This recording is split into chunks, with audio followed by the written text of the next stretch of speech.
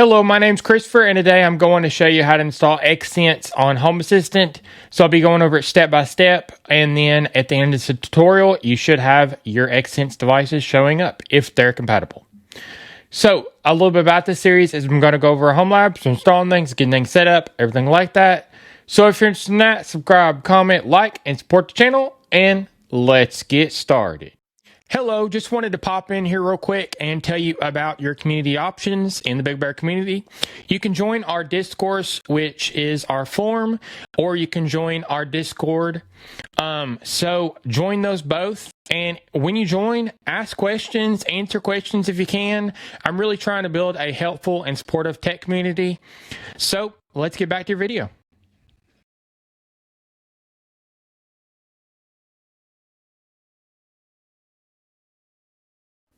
So this is what I'll be installing today, Home Assistant Access. You will be getting this in your Home Assistant with HACS, so you'll need a HACS installed before you do this tutorial. So we're going to need to also set up a Home Assistant Access account because you will need a unique account for this specific component. Because each account can only have one active login token available at the exact same time. So if you used your main account on this integration, you will be logged out on on the other device you're currently logged in with. So that's why I recommend you creating a specific account for Home Assistant. So y'all need to invite it into your home just like normal and select the devices that you want it to see. So now I'm going to get to installing it in my Home Assistant.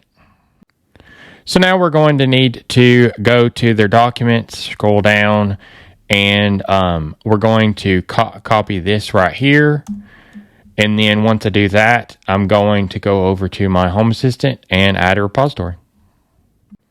So I'm starting on my Home Assistant now, and I'm going to go over to HACS.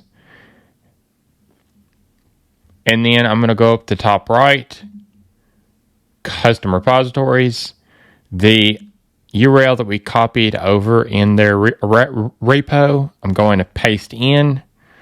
So it's GitHub, their name, and then this right here. So I'm going to go down to integration because it's an integration, and then add. So now it's successfully added. So we can go and click out of there, and now we can go ahead and install the integration. Hello, I just wanted to pop in here real quick and tell you how much I appreciate all my subscribers and also you watching this video. So it takes a lot of time to make all these videos and also maintaining all the open source projects that go along with all these videos. So like Big Bear Cost OS, Big Bear Video Assets, Big Bear Scripts, they all take almost daily maintenance. So if you would, please consider donating. Very much appreciate it, and it helps me continue to be able to help as many people as possible be able to do all this. So my goals in each one of these videos and each one of the things that I make is to make it extremely easy for anybody to do it, and it takes a lot of time to make that happen. So if you would, please consider donating, and also you can join the Big Bear Club and continue donating. So thank you very much, and let's get back to your video. So now once we've added it to the custom repositories in HACS, we need to download it from HACS. So I'm going to go over to HACS, and you'll see it in the new right here. You can also go up here and search for HACS and click it. So now you're going to go down to the bottom right, download, and then download. So now it's downloaded. We can go ahead and go to settings, restart, submit, and now it's going to restart your Home Assistant. So now I'm going to go ahead and install the integration. So we download it from HACS, and it should be in the integrations. So I'm going to go down to settings, and then go to devices and services.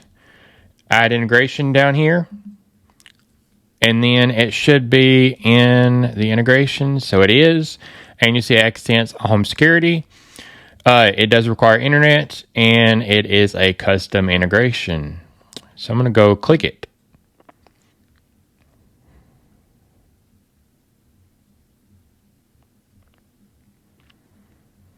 So now I'm going to pause it here, put in my email and my password, and then I'll be right back. So now once you put in your username and password, you should see success. And I'm going to go ahead and say finish. Now you can see the devices and the entities. You can go into it and you can see your base station. So then you can see the connected devices down here. And you can go into one of them and you can see the battery, the carbon monoxide, the RF level. You can actually do a test if this is a smoke detector. The alarm status is life ended or the mute status. So we got XSense up and running on Home Assistant. So I just went over step by step on getting XSense running on your Home Assistant. So if you liked the tutorial, subscribe, comment, like, and support the channel. And if you have any video suggestions or any community support, you can go down to the Big Bear community and join our forum. There's a link in the YouTube description. So stay tuned for more.